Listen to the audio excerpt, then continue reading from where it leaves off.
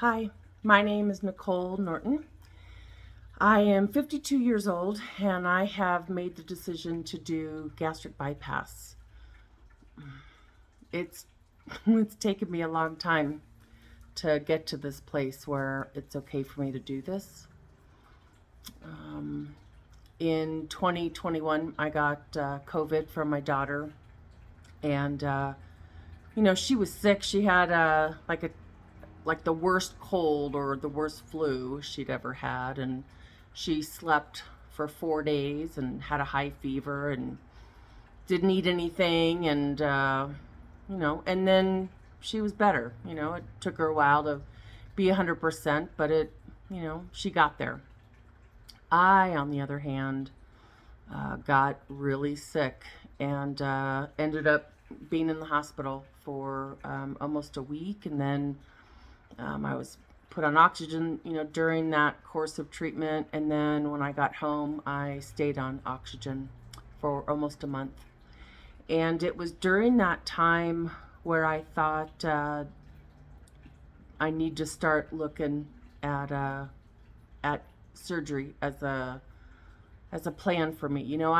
The first time I thought about bariatric surgery, it was years ago, and I thought, no, that's the easy way out. I'm gonna do this by myself, and fix my food issues, and I'm gonna master this on my own. And I tried. And you know what? There were times when I had success, when I lost weight, and I felt better, and I was healthier. And then the next thing I knew, I had stopped and was right back where I was before, and that happened over and over and over again. Um, right before I got COVID, well, maybe about 2 months before I got COVID, I was suffering from some terrible depression, and there just wasn't anything exciting going on, and I wasn't happy, and inside it wasn't, my life was good. I have a good life and a great daughter and, wonderful support system, but I was depressed, and I sought counseling. And when I met with my counselor for the first time, she asked me, what do you want to work on? And I said, I want to work on being enough.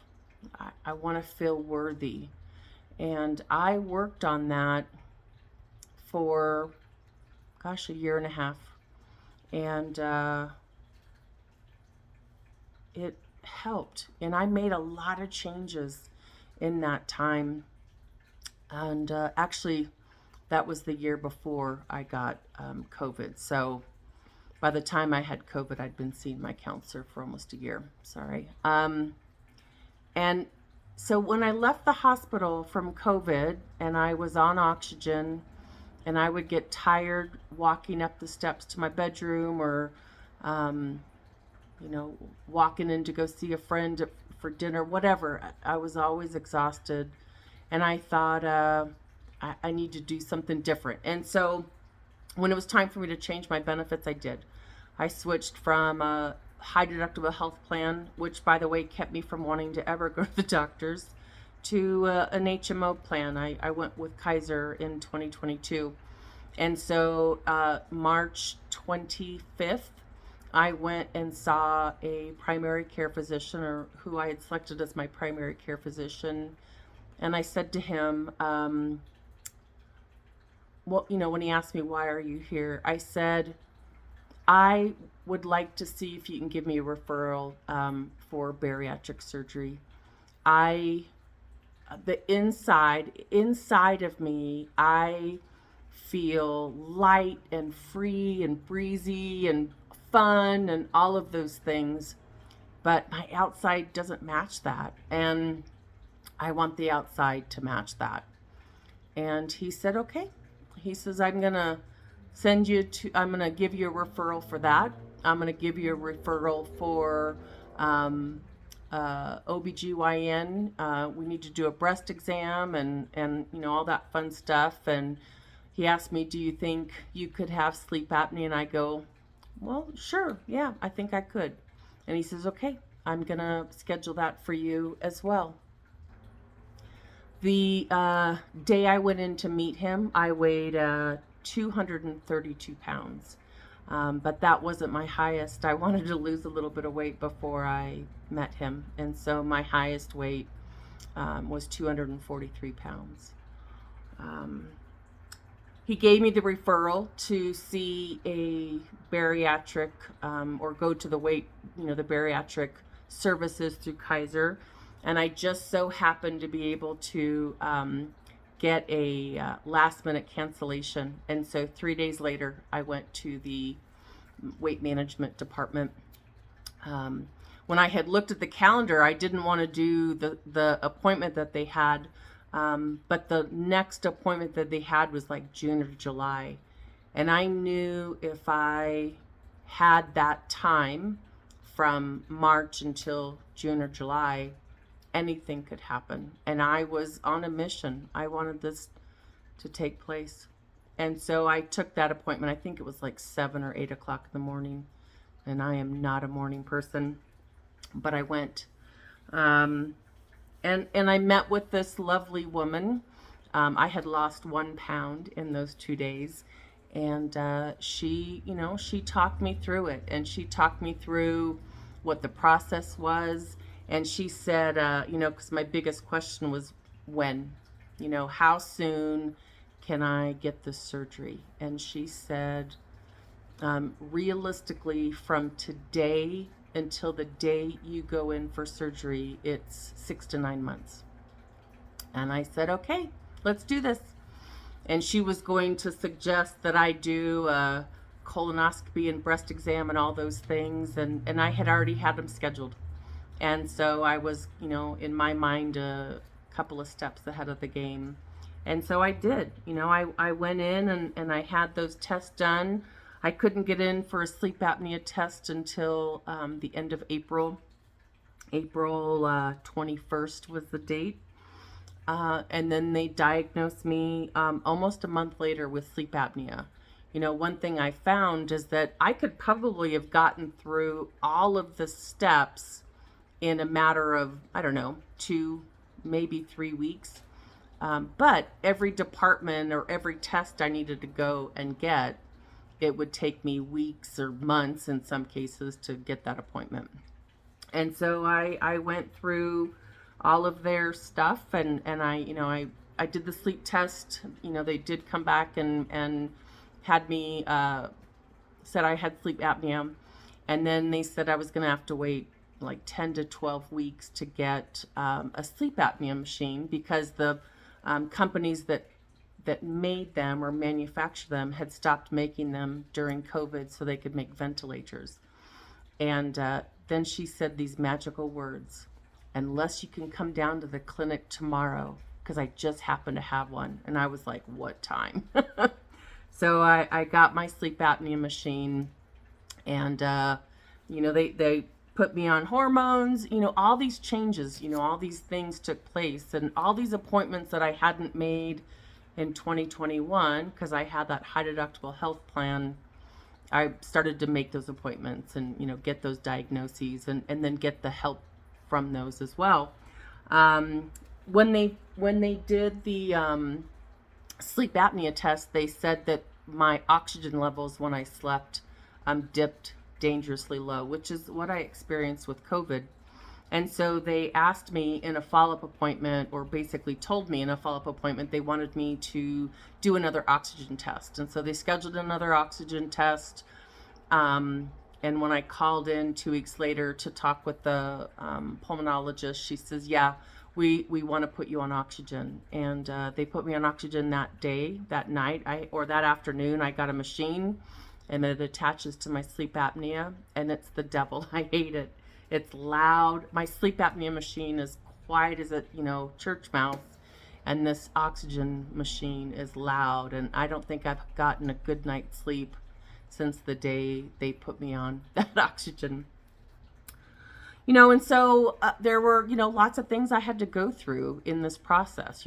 Besides those tests, I had to meet with a nutritionist, and then I had to watch these 4 nutrition videos on what life was going to look like and what food was going to look like, and what vitamins I was going to have to take for the rest of my life. And there were like, I think 4 hours of those. And then I had to do a group, kind of a closeout meeting with a nutritionist, and then, other people that were in the process of doing this. And I finished that the middle of August. And then after I had that appointment, they said I should hear from the surgeon's office within the next 2 weeks. And I finally got to meet with the surgeon on September 16th. September 16th, I met with my surgeon, and we talked over, what my options were. And for me, with the surgery center I'm going with, it's the sleeve and gastric bypass, fairly standard nowadays. And so, he talked about what he thought was a good idea, and I talked about what I wanted, and those two things were not the same. And I told him I wanted to do the gastric bypass, and he asked me why, and I talked through the reasons for that. He still tried to sway me, and I said, look, I know that there are more risks with gastric bypass than there are with the sleeve, and I understand that the surgery is longer, but I need something that has a higher success rate and offers the ability to lose more weight and have a lower chance of gaining the weight back, right?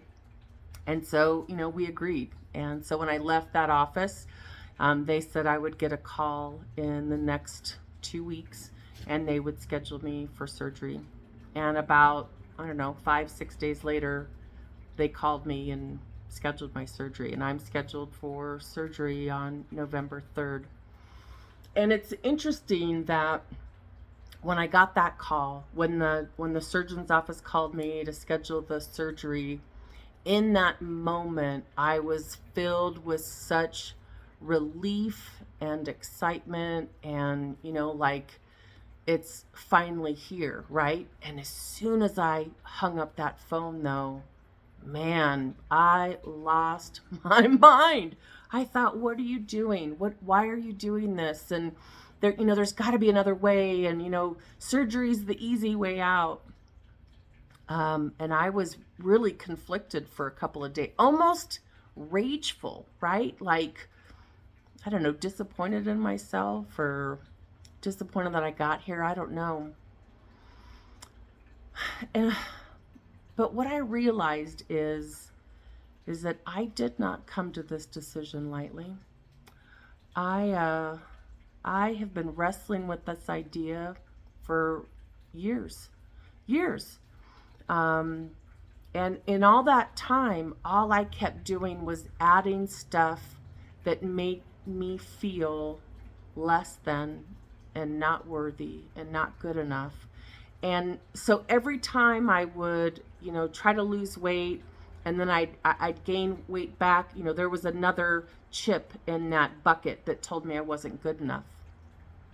And I needed help to stop putting those tokens in there, right? I wanted to fill it with good stuff, and I wanted to be here for my daughter, and not as a burden. I wanted to be able to just be, like have time with her, have lots of time with her.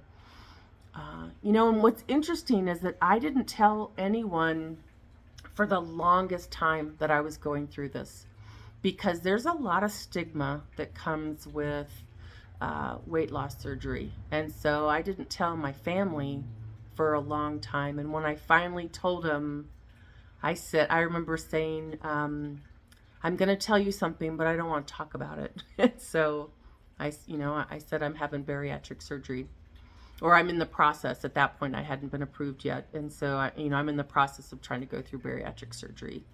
And ironically enough, they were both, my mom and my daughter were very, very supportive of me. And then I eventually told my cousin, and for a while that was the only 3 people that knew. I didn't tell any of my friends. And, I'd be sitting at dinner with them, and I'd have all this stuff going on, and fear and questions and excitement, but I didn't tell him. And one day I was talking with my mom and I said, I'm starting to feel like there's something wrong by me not wanting to tell my friends. And so, I decided I was going to look at that a little bit. And I don't know, a couple of weeks later, I was having breakfast with the ladies. And I said to them, like I said to my family, I'm going to tell you ladies something, but I don't want to talk about it. And I, told them what was going on. And 75% of them were very supportive and very excited. And if they didn't agree with the decision, they didn't share that with me. And then there was that one friend who, and in the moment, seemed excited about it and happy for me. And then later that day, she sent me a bunch of text messages about, you've got to learn to love yourself and you're beautiful where you are. And I think that's one of the reasons why I didn't want to tell people, is like, this isn't about you. This isn't about how you think about yourself or how you think of this. This is me. This is my decision. I have worked very hard at being okay with this decision. And at the end of the day, I don't care what anybody else thinks. And the more research I do and the more I look into this, the more I realize this is not the easier way. It's not, because, the prep work before the surgery, and then, having to learn how to eat with this new stomach, and all the things that, all those challenges, and it's not the easier way. And it's also not the end all be all answer. I'm not going to wake up on November 4th, 140 pounds and hips looking cool and with my act together. I'm still going to wake up after that surgery, and I'm still going to have the mind that I have and the issues I have around food. And so now it's time to continue to work through those things as I get ready for it. And that's why I decided to do this recording. When I met with the surgeon in early September, I started watching videos on YouTube, and I looked for the videos that were a little bit more recent. Like I wanted, 2021, 2022, but I also wanted to look at people who were real, right? That talked about the good stuff with the surgery, but also shared the crap, sometimes literally. And I also found a doctor he's a bariatric surgeon in San Antonio, Texas, Dr. John Pilcher. Never met him a day in my life, but I will tell you his videos. And there was another woman, Karen San Diego.